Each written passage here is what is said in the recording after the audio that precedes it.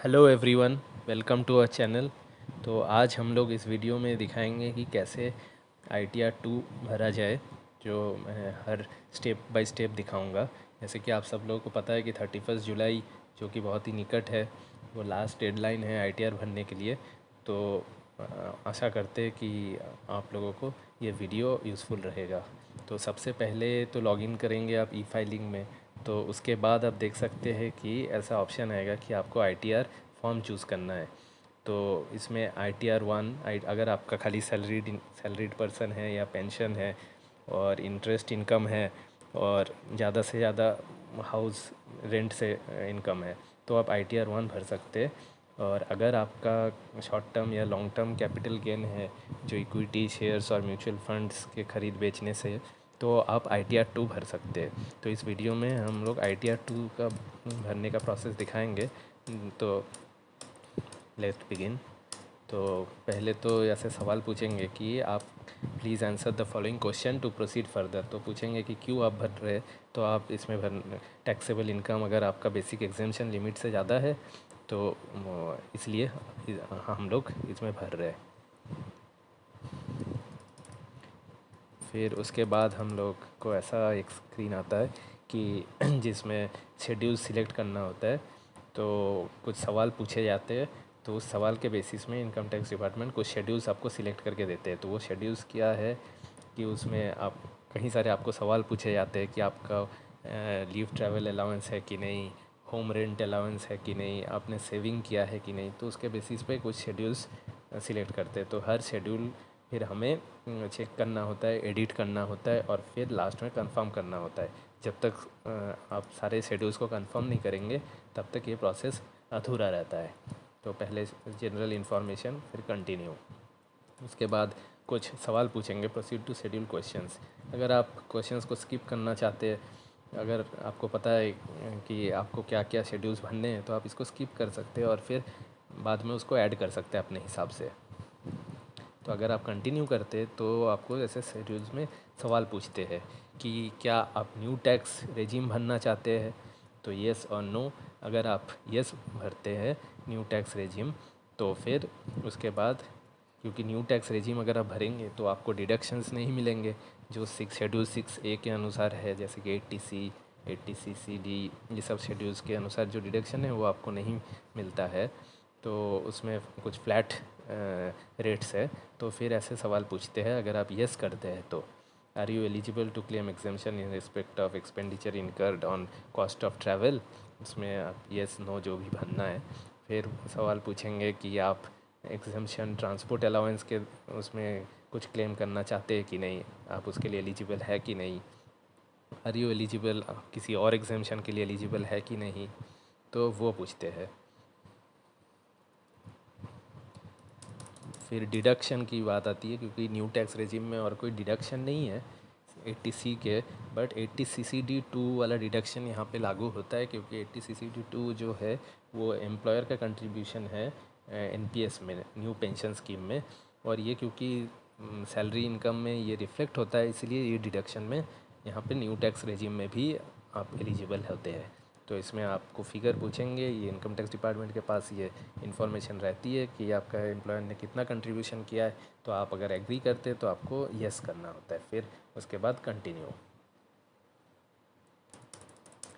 फिर पूछेंगे अगर आप न्यू टैक्स रेजिम नहीं सिलेक्ट करते, अगर आप ओल्ड टैक्स रेजिम सिलेक्ट करते तो फिर क्या क्या पूछते हैं वो मैं आपको दिखाऊंगा। तो फिर पूछते हैं कि डिपार्टमेंट के पास जो इन्फॉर्मेशन है तो उसके अनुसार आपको cost of travel on tour या जो भी है उसमें कितना एग्जेम्पशन है, क्या वो सही है कि नहीं। फिर पूछेंगे कि आपको स्पेशल कंपेंसेटरी अलाउंस मिलता है कि नहीं, चिल्ड्रन एजुकेशन अलाउंस मिलता है कि नहीं। ये सवाल कुछ कुछ पूछते हैं जिसके अनुसार आपको शेड्यूल्स आप दिखाया जाता है, तो वो शेड्यूल्स आपके लिए एप्लीकेबल होता है। फिर लीव ट्रैवल अलाउंस, जैसे LTC हो गया, गवर्नमेंट सेक्टर में LTC देते हैं ट्रैवल के लिए, तो वो आप खर्चा करते हैं ट्रैवल के लिए, फिर वो आपके गवर्नमेंट आपको रीइम्बर्स करती है। तो वो क्योंकि इनकम में कई सारे फॉर्म 16 में उसको रिफ्लेक्ट करते हैं वो इनकम को, तो वो आप एग्जेम्पशन के उसमें क्लेम कर सकते हैं जो अमाउंट है।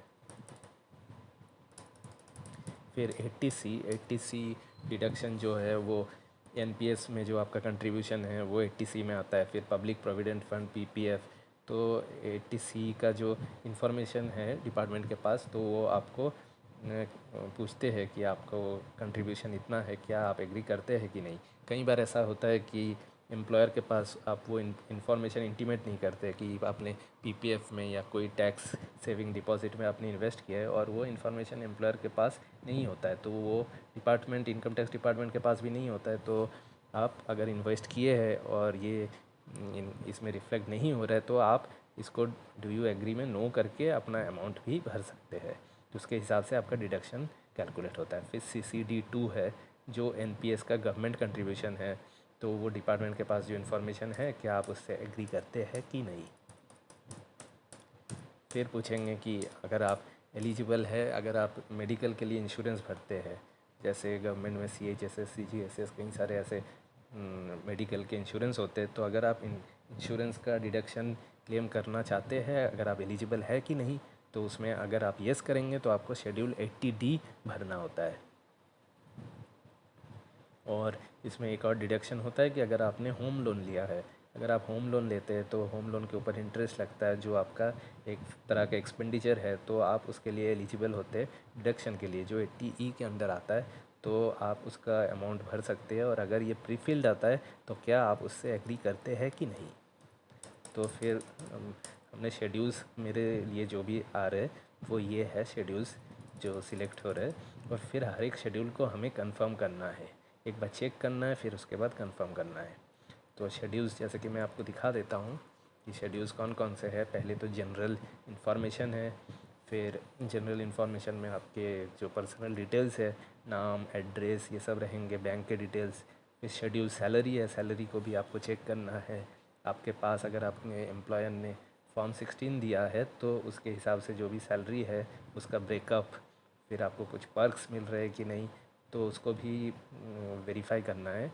फिर कैपिटल गेंस दो तरह के होते हैं, एक तो शॉर्ट टर्म कैपिटल गेन और एक long term capital gain. Short term capital gain किसी भी इक्विटी में भी हो सकता है, म्यूचुअल फंड्स में भी हो सकता है, फिर अगर आपने लैंड के ट्रांजैक्शन किए हैं तो उस पे भी हो सकता है। सबके अलग अलग रेट्स होते हैं। तो लॉन्ग टर्म और शॉर्ट टर्म, लॉन्ग टर्म मतलब जैसे इक्विटी के केस में होता है, 1 साल से अधिक अगर आपने उसको होल्ड किया और उसके बाद सेल किया तो वो लॉन्ग टर्म कैपिटल गेन कहलाता है। फिर इनकम फ्रॉम अदर सोर्सेज है। इनकम फ्रॉम अदर सोर्सेज मतलब आपके एफडी में कितने इंटरेस्ट आए, फिर अगर आपके डिविडेंड इनकम है तो वो कितने आए, वो इनकम फ्रॉम अदर सोर्सेज। तो ये भी आपको कंफर्म करना है, चेक करना है और उसके बाद कंफर्म करना है। फिर कई सारे और शेड्यूल होते हैं, जैसे कहीं brought forward losses, BFLA brought forward losses.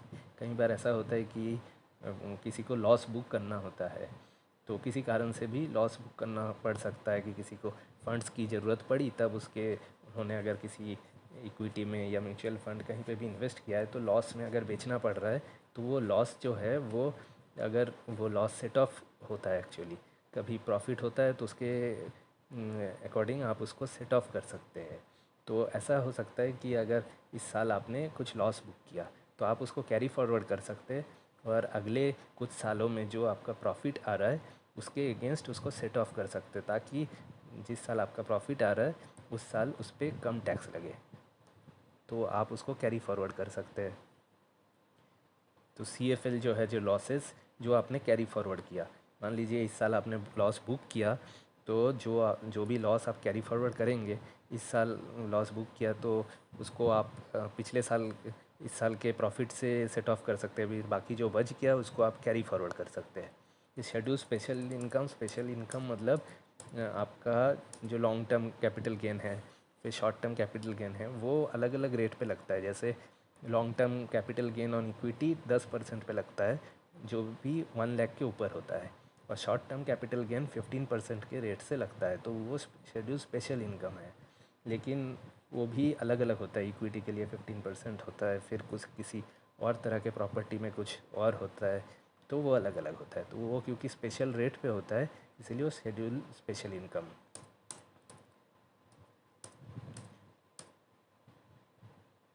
फिर आपको जैसे जैसे कि जनरल इन्फॉर्मेशन, उसमें ये सब देखना होता है।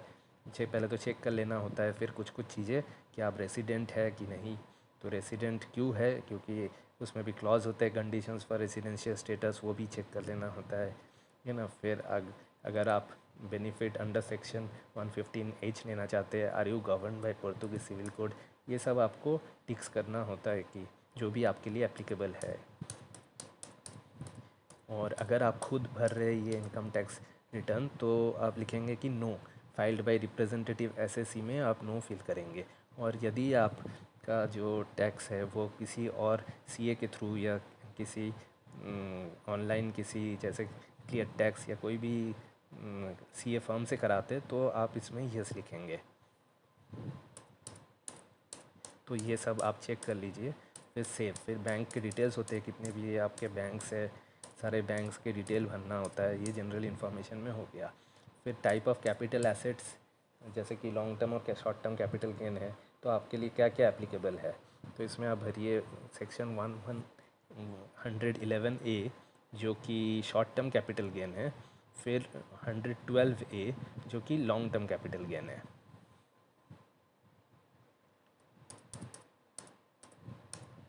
जो भी आपके लिए एप्लीकेबल है वो आप टिक करिए और फिर कंटिन्यू कर दीजिए।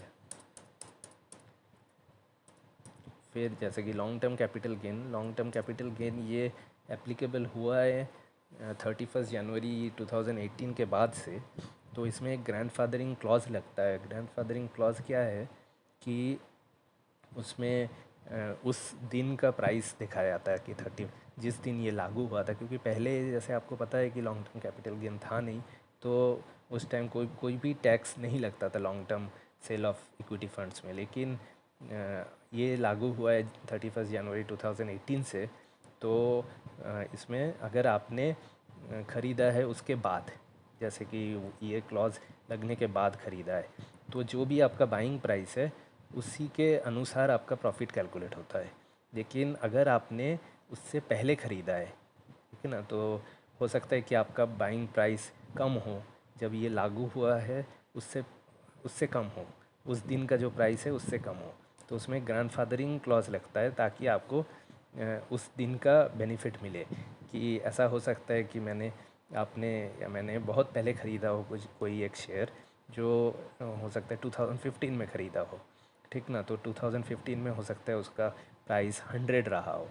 फिर जब ये लागू हो रहा था तो उसका प्राइस हो सकता है 150 रहा हो, और जब आप बेच रहे तो उसका प्राइस 200 हो। तो आपका तो प्रॉफिट जो दिखाएगा वो 100 पर शेयर, लेकिन ये जब लागू हुआ था तो आपका था 150। तो ये एक तरह से आपका बाइंग प्राइस बढ़ा देता है ताकि आपका प्रॉफिट कम हो। ये ग्रैंडफादरिंग क्लॉज जब लगेगा तो उस दिन का प्राइस जो है वो लगाएंगे, जो भी ग्रेटर होगा एक्चुअली। तो उसमें ग्रैंडफादरिंग प्राइस 150 लगेगा, तो आपका जो कैपिटल गेन है वो आप कम कर सकते हैं।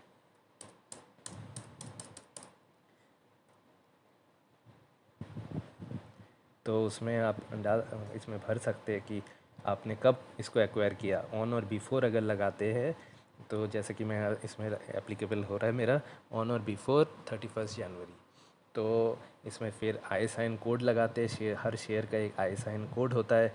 फिर ISIN कोड जैसे ही आप डालेंगे तो इसमें वो शेयर का नाम आ जाता है। फिर आपके कितने शेयर आपने ऑन और बिफोर एक्वायर किए थे, फिर ये सब आप अपने ब्रोकरेज रिपोर्ट में भी देख सकते हैं, ठीक है ना। तो फिर आप जब सेल कर रहे हैं तो उसका क्या प्राइस में आपने सेल किया, और जो आपका कॉस्ट ऑफ एक्विजिशन है, मतलब आपने कब जब ख़रीदा था उस प्राइस को, लेकिन फेयर मार्केट वैल्यू पर शेयर मतलब उस दिन का प्राइस जो है जब ये लागू हुआ था, तो वो वो भी आपको ब्रोकरेज रिपोर्ट में मिल जाता है उस दिन का प्राइस क्या है। तो फिर उसके हिसाब से आपका ये लॉन्ग टर्म गेन कैलकुलेट होता है। फिर expenditure Holi and exclusively in connection with transfer, इसका मतलब है कि आपका ब्रोकरेज चार्जेस कितना लगा, तो वो भी आप ब्रोकरेज रिपोर्ट से कैलकुलेट करके उसको एंटर कर सकते हैं।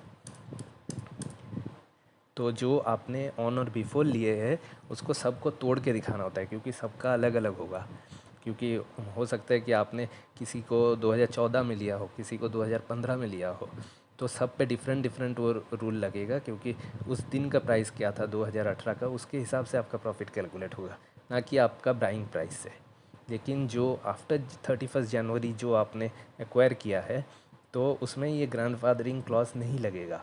तो उसमें आपका जितने भी कंसोलिडेटेड है, जितने भी टोटल शेयर्स आपने बेचे हैं या फिर ख़रीदे हैं जो 31 जनवरी के बाद के हैं, उसको आप कंसोलिडेटेड एक फ़िगर कैलकुलेट कर सकते हैं कि टोटल कंसोलिडेटेड आपका बाइंग प्राइस क्या है, टोटल कंसोलिडेटेड आपका सेलिंग प्राइस क्या है।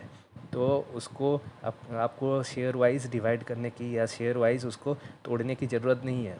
आप उसको कॉस्ट ऑफ एक्विजिशन लिखिए, फिर जो ब्रोकरेज चार्ज है वो लिखिए, और कॉस्ट ऑफ सेल जो फुल वैल्यू ऑफ कंसिडरेशन है, फिर उसके बाद उसको सेव कर दीजिए। तो इसके बाद ये आपका भरा हुआ आ जाता है लॉन्ग टर्म कैपिटल गेन, जो है जो आपने उसको तोड़ के आएगा कि आपने कब ख़रीदा है। जैसे मैं आपको दिखाया कि कंसोलिडेटेड एक फ़िगर आएगा, फिर जो तोड़ के जिसको आपने बिफोर 31 जनवरी ख़रीदे हैं वो सब दिखाएंगे कि उसमें आपका कितना डिडक्शन हो रहा है, कितना आपका प्रॉफिट बच रहा है। फिर उसके बाद आएगा शॉर्ट टर्म कैपिटल गेन। अब शॉर्ट टर्म कैपिटल गेन में टैक्स रेट लगता है 15%, लेकिन इसमें कोई ग्रैंडफादरिंग क्लॉज नहीं है। तो इसमें आप जितने भी आपके शॉर्ट टर्म ट्रांजैक्शंस हुआ है, शॉर्ट टर्म में आपने बेचा है, उसका बाइंग प्राइस और उसका सेल प्राइस, तो फुल वैल्यू ऑफ कंसिडरेशन में आप उसका सेल प्राइस एंटर करिए, और cost of acquisition without indexation, तो वो आपका बाइंग प्राइस है। और जो ब्रोकरेज प्राइस है वो expenditure Holi and exclusively in connection with transfer. इसमें ब्रोकरेज, एसटीटी, जो भी अदर टैक्सेस लगता है, जो आपका खर्चा है उसको ख़रीदने के लिए, उसको वो माइनस हो जाता है। तो फिर ये सिस्टम जनरेट कर लेता है कि कितना आपका शॉर्ट टर्म में गेन हुआ है।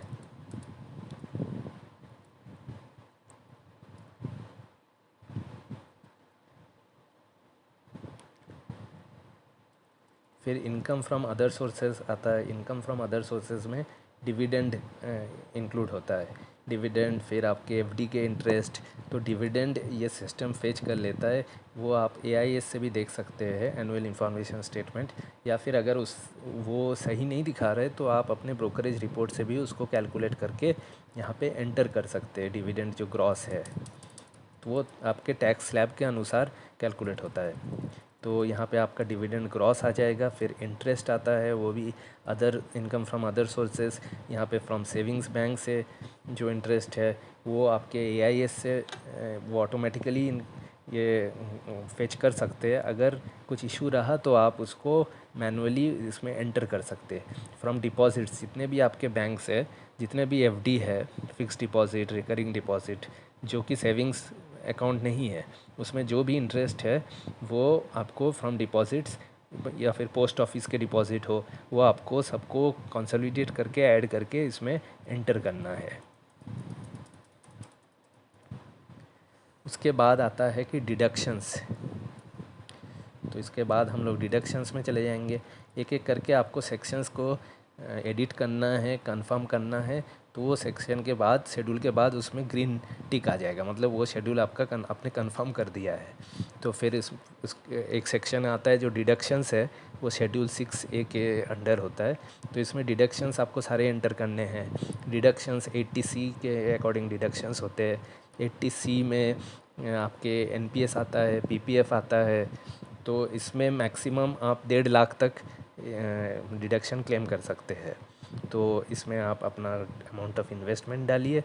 फिर डिडक्शंस अंडर सेक्शन 80 CCD1, ठीक है ना। 80 CCD1, 80C, ये दोनों मिला के आपको टोटल 1,50,000 तक डिडक्शंस मिलेंगे। अगर आपने मान लीजिए पीपीएफ में 1.5 लाख इन्वेस्ट किया है, तो आप उसमें 80C में 1.5 लाख डालेंगे। फिर डिडक्शंस अंडर 80 CCD1 में, जो कि एनपीएस में आपका खुद का कंट्रीब्यूशन है, वो अगर आप एंटर करेंगे, लेकिन आपको सिस्टम कैलकुलेटेड 1.5 लाख ही डिडक्शंस देगा। आप एडिशनल 50,000 डिडक्शन के लिए deduction under section 80 CCD1B claim कर सकते हैं। जो आपका एनपीएस वाला पार्ट है, एनपीएस में आपका जो भी कंट्रीब्यूशन है, क्योंकि उसमें डिडक्शन मिलेगा नहीं, अगर आपका 80C में ही 1,50,000 हो गया है, तो 80 CCD 1 में जो आपका कंट्रीब्यूशन है आप उसको 2 पार्ट में तोड़ दीजिए। मान लीजिए कि आपका जो डिडक्शन अंडर 80 CCD 1 है वो 80,000 है, मतलब आपने 80,000 इन्वेस्ट किया एनपीएस में, तो आप उसको तोड़ दीजिए 30,000 इन 80 CCD 1 and 50,000 in 80 CCD 1B, ताकि आप मैक्सिमम बेनिफिट उठा सके। तो जब आप ये भर देंगे फिर ये ऐसे डिडक्शंस अंडर 6 से पूरा भर के आएगा। फिर डिडक्शन इसमें अंडर 80TTA होता है, जो कि सेविंग्स में आपका जो भी आपका इंटरेस्ट है उसमें 10,000 तक मैक्सिमम डिडक्शन रहता है। तो सेविंग्स वाला पार्ट आप 80TTA में भर सकते हैं। अगर आपका डिडक्शन अगर इंटरेस्ट सेविंग्स अकाउंट से 10,000 से ऊपर है, लेकिन तो सिस्टम कैलकुलेटेड आपको 10,000 ही देगा। फिर आप और डिडक्शंस ऐड कर सकते हैं, जैसे 80D हो गया मेडिकल इंश्योरेंस, तो आप यहाँ पे ऐड कर दीजिए जो भी आपके और डिडक्शंस है। 80D हो गया तो उसमें ऐसे चीज़ें आते कि आपने कितना हेल्थ इंश्योरेंस में खुद के लिए उसमें महीने भर एवरी मंथ प्रीमियम दिए है, तो वो हेल्थ इंश्योरेंस वाले पार्ट में आप डाल सकते हैं। फिर आपने प्रिवेंटिव हेल्थ चेकअप के लिए कितना आपका खर्चा हुआ है सेल्फ और फैमिली के लिए। और अगर आपका कोई पेरेंट्स सीनियर सिटीज़न है, उनके इलाज या मेडिकल चेकअप के लिए अगर आपने कुछ खर्चा किया है, तो whether any of your parents या सीनियर सिटीज़न, अगर आप येस करके वो अमाउंट जो भी आपने खर्चा किए है उसको एंटर कर सकते हैं।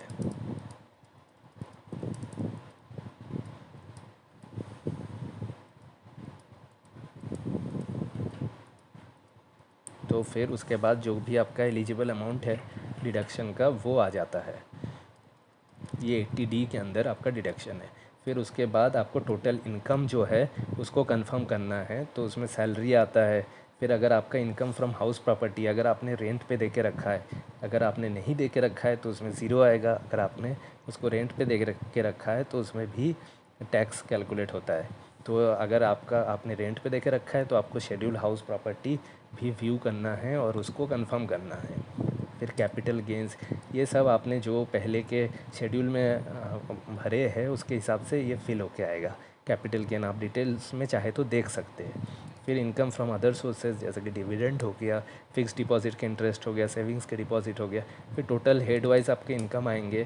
फिर losses of current year set of against 5, अगर आपने कुछ लॉसेस दिखा है तो वो लॉसेस कितना सेट ऑफ हो रहा है या फिर कितने कैरी फॉरवर्ड हो रहा है, वो भी आएंगे। फिर ग्रॉस टोटल इनकम वो कैलकुलेट होकर आ गया, ये सब सिस्टम जनरेटेड आ जाएगा। डिडक्शंस आपके कितने हो रहे हैं अंडर 6 से, मतलब 80C, 80 CCD 1, 80 CCD 1B, 80D, 80TTA सब मिला के ये डिडक्शंस अंडर 6A में दिखेगा। फिर income which is included in 12 and chargeable to tax at special rates, तो स्पेशल रेट्स मतलब जो लॉन्ग टर्म और शॉर्ट टर्म आपके गेंस से जो इनकम हुआ है उसको स्पेशल रेट से कितना इनकम है और उस पर वो दिखाएंगे कि स्पेशल रेट पे आपका कितना इनकम है। फिर डिडक्शंस को कंसोलिडेटेड फिगर आता है, फिर टोटल इनकम दिखाएंगे, ये सब सिस्टम जनरेटेड है। तो एग्रीगेट इनकम आपका कितना हो रहा है फिर उसको आपको कंफर्म करना है।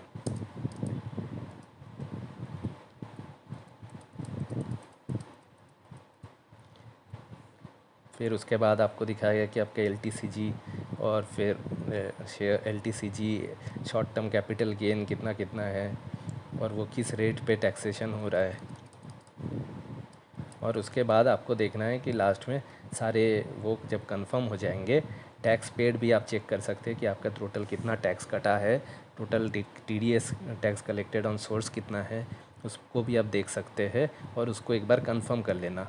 और उसके बाद लास्ट जो है पार्ट B TTI, मतलब टोटल आपका टैक्स लायबिलिटी कितना है, आपको टैक्स देना है और कि आपको और टैक्स रिफ़ंड मिलेगा, तो वो आप एक बार चेक करेंगे तो वो आपको दिखाएगा टोटल टैक्स कंप्यूटेशन आपका कितना है और आपको कितना टैक्स भरना पड़ रहा है। और जैसे ही आप उसको पे कर देंगे और उसको एंट्री कर देंगे टैक्स पेड में फिर से अगर आपको टैक्स भरने की ज़रूरत पड़ रही है तो आप उसको भर देना और उसके बाद टैक्स पेड में उसका एंट्री कर देना कि आपने सेल्फ असेसमेंट टैक्स इतना दिया है। तो फिर उसके बाद आपका ये कंप्लीट हो जाता है। यदि आपका कोई भी डाउट रहता है तो आप प्लीज़ इसको कमेंट सेक्शन में लिख के एड्रेस कर सकते हैं। और अगर आपको वीडियो पसंद आए तो इसको लाइक सब्सक्राइब ज़रूर कीजिए।